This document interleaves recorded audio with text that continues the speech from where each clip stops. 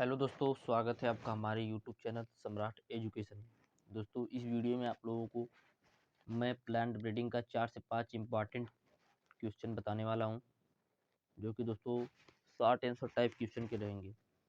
तो पहला मैं बताऊंगा कि बीज प्रमाणीकरण क्या होता है। तो बीज प्रमाणीकरण क्या होता है दोस्तों, इसको मैं आप लोग बताऊँगा। तो आप लोग चैनल को सब्सक्राइब कर लीजिएगा यदि सब्सक्राइब नहीं किया तो। तो प्रमाणित बीज का जो उत्पादन होता है वह आधार बीज के गुणन द्वारा होता है।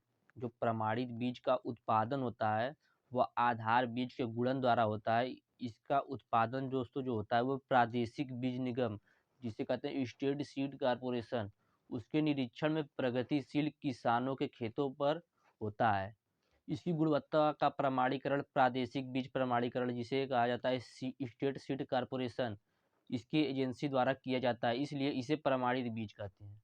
तो समझ गए होंगे कि इसे प्रमाणित बीज क्यों कहते हैं, क्योंकि दोस्तों इसका जो उत्पादन होता है वह स्टेट सीड कारपोरेशन के निरीक्षण में प्रगतिशील किसानों के खेतों पर होता है, इसलिए इसे प्रमाणीकरण बीज कहते हैं या सर्टिफाइड सीड कहते हैं।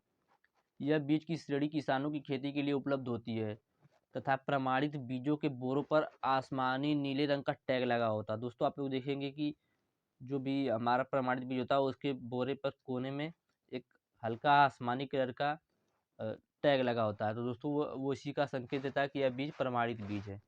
उसके बाद दोस्तों मैं अगला क्वेश्चन बताऊंगा कि भ्रूण संवर्धन क्या होता है। What is embryo culture.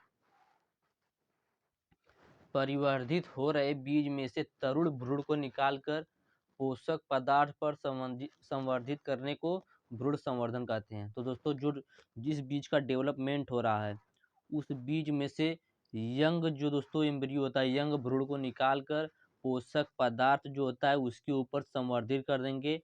तो दोस्तों इसी संवर्धित करने को भ्रूण संवर्धन कहते हैं या एम्ब्रियो कल्चर कहते हैं। किसे कहते हैं दोस्तों भ्रूण संवर्धन। जो जिस बीज का विकास हो रहा है उस बीज में से यंग भ्रूण को निकालकर पोषक पदार्थ पर संवर्धित कर देंगे, तो इसी को कहा जाता है भ्रूण संवर्धन। दोस्तों भ्रूण संवर्धन आप लोग समझ गए होंगे। आगे चलते हैं, छोटा छोटा क्वेश्चन मैं बताऊंगा आप लोगों को, 10 क्वेश्चन। दोस्तों एक क्वेश्चन आ सकता है, भारत के 2 गन्ना प्रजनन संस्थानों के नाम लिखिए। तो पहला आप लोग लिख लीजिएगा CISR, जिसका पूरा नाम है sugar cane research institute Lucknow. दोस्तों पहला हो जाएगा CISR, sugar cane research institute Lucknow. दूसरा लिख लीजिएगा दोस्तों IISR, इसका पूरा नाम है दोस्तों Indian institute of sugar cane research, Indian institute of sugar cane research. और दोस्तों एक क्वेश्चन और पूछ सकता है कि जिब्रेलिन उत्पादक पौधे के नाम लिखिए। दोस्तों ये सब 1 नंबर वाले क्वेश्चन मैं बता रहा हूँ, इसमें कुछ 5 नंबर वाले क्वेश्चन भी बताऊंगा। तो दोस्तों पहला लिख लीजिएगा बोनसाई, दूसरा लिख लीजिए fujikuroi, bonsai Gibberella fujikuroi, Gibberella fujikuroi. तो दोस्तों ये सब जो है ये जिब्रेलिन उत्पादक पौधे हैं। बोनसाई जिब्रेला फ्यूजी कोराई, दोस्तों ये सब जिब्रेलिन उत्पादक पौधे हैं। अभी मैं PDF बनाने जाऊंगा तो टाइम लगेगा, तो आज चौधरी चरण सिंह यूनिवर्सिटी का जो एग्जाम है उसी के लिए खास करके बनाया जा रहा है वीडियो, तो आप लोग इतना ध्यान दीजिएगा। दोस्तों एक क्वेश्चन और दे सकता है कि 2 चावल रिसर्च इंस्टीट्यूट का नाम, 2 राइस रिसर्च इंस्टीट्यूट का नाम लिखिए। तो एक आप लोग लिख लीजिएगा IRRI, international rice research institute, international rice research institute. और दूसरा लिख लीजिएगा CRRI, CRRI, central rice research institute. दोस्तों ये हो गया इंटरनेशनल राइस रिसर्च इंस्टीट्यूट और दूसरा हो गया सेंटर राइस रिसर्च इंस्टीट्यूट। और क्वेश्चन बताते हैं आगे। दोस्तों दे देगा MS स्वामीनाथन के बारे में लिखिए। MS स्वामीनाथन हरित क्रांति के जनक हैं दोस्तों, सब लोग जानते होंगे। MS स्वामीनाथन दोस्तों कौन है, हरित क्रांति के जनक हैं। तो इनके बारे में लिखना है। तो दोस्तों MS स्वामीनाथन भारत के एक वैज्ञानिक थे। इनका जन्म 7 अगस्त 1925 ईस्वी को हुआ था। एम.एस. स्वामीनाथन एक वैज्ञानिक थे। इनका जन्म 7 अगस्त 1925 ईस्वी को हुआ था। इन्होंने धान और गेहूं में उपज बढ़ाने के लिए कार्य किया, जिससे गेहूं तथा धान में अधिक उपज प्राप्त हुई।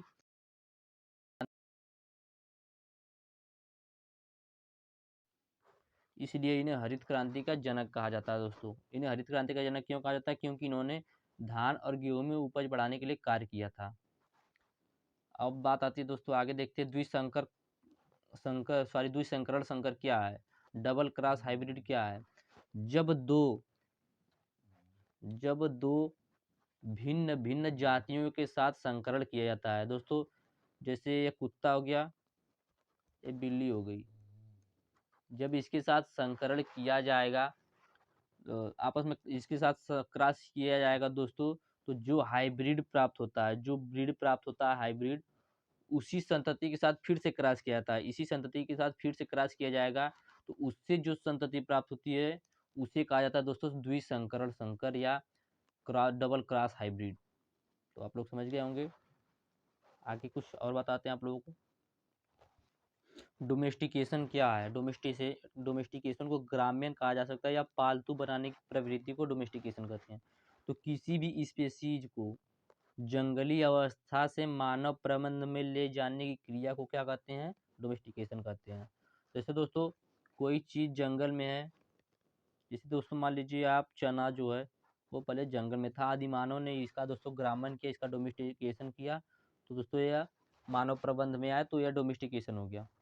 तो दोस्तों जैसे चना जंगल में, इसको जंगल से लाकर हम अपने देख रेख में इसकी खेती कर रहे हैं, इसकी बुआई कर रहे हैं, तो दोस्तों ये क्या हो गया? डोमेस्टिकेशन हो गया। डोमेस्टिकेशन का मतलब होता है किसी भी क्रॉप को पालतू बनाना।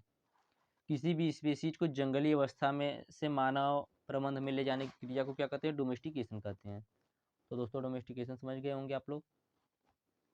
दोस्तों एक बहुत ही इंपॉर्टेंट क्वेश्चन है, क्लोन क्या होता है? शुद्ध रेखा और क्लोन की परिभाषा दोस्तों आपकी सीरीज में दिया हुआ है। तो क्लोन की परिभाषा क्या होती है दोस्तों? क्लोन किसे कहते हैं मैं आप लोग समझा देता हूँ कि एक कोशिका के विभाजन से दोस्तों, जैसे ये कोई एक कोशिका, इसके विभाजन से कोशिका समूह की प्राप्ति को क्लोन कहते हैं। जैसे इसका विभाजन हुआ तो इसी में कोशिका समूह की, इसका विभाजन हुआ तो यहीं पे बहुत सी कोशिका का समूह मिला, तो इसी को क्या कहा जाता है दोस्तों? क्लोन कहा जाता है। क्लोन का मतलब होता है, आप लोग फोन में भी देखते होंगे दोस्तों, कोई ऐप होता है तो उसको क्लोन करके उसी के जैसा दूसरा ऐप बना दिया जाता है। दोस्तों आप लोग उसी माध्यम से समझ लीजिए कि एक कोशिका, इसका विभाजन हुआ तो उससे अनेक समूह प्राप्त हो गए किसका दोस्तों? कोशिका का, तो उसी को क्या कहा जाता है? क्लोन कहा जाता है। अब बात आती है प्योर लाइन क्या होता है। प्योर लाइन किसे कहते हैं दोस्तों? एक अथवा अधिक समान आनुवांशिक संगठन वाले व्यक्तियां जिनमें कोई आनुवांशिक परिवर्तन न हुआ हो, उनके वंशजों को शुद्ध वंशक्रम कहते हैं। कहने का मतलब दोस्तों एक अथवा अधिक, दोस्तों एक या अधिक समान संगठन वाले व्यक्ति होते हैं जिनमें कोई आनुवांशिक परिवर्तन न हुआ हो, उनके वंशजों को प्योर लाइन सिलेक्शन के लिए, उनको वंशजों को प्योर लाइन कहते हैं या शुद्ध वंश क्रम कहते हैं। एक क्वेश्चन और दोस्तों आप लोग बताऊंगा कि पादप प्रजनन के क्या उद्देश्य हैं। तो पादप प्रजनन के क्या क्या उद्देश्य हैं दोस्तों? तो पहला उद्देश्य दोस्तों अधिक उपज प्राप्त करना, कि हम पादप प्रजनन का प्रयोग करके अधिक उपज कैसे प्राप्त कर सकें। दूसरा है दोस्तों उत्पाद के गुण में सुधार करना। जैसे दोस्तों हम उत्पादन कर रहे हैं किसी फसल में, एक पेड़ में दोस्तों जिससे 2 किलो का उत्पादन हो रहा है, तो इसमें सुधार करके इसमें हम 3 किलो लाएं और अच्छे क्वालिटी के बीज प्राप्त करें, अच्छे क्वालिटी की फसल को प्राप्त करें। तो दोस्तों उत्पाद के गुणों में सुधार करना।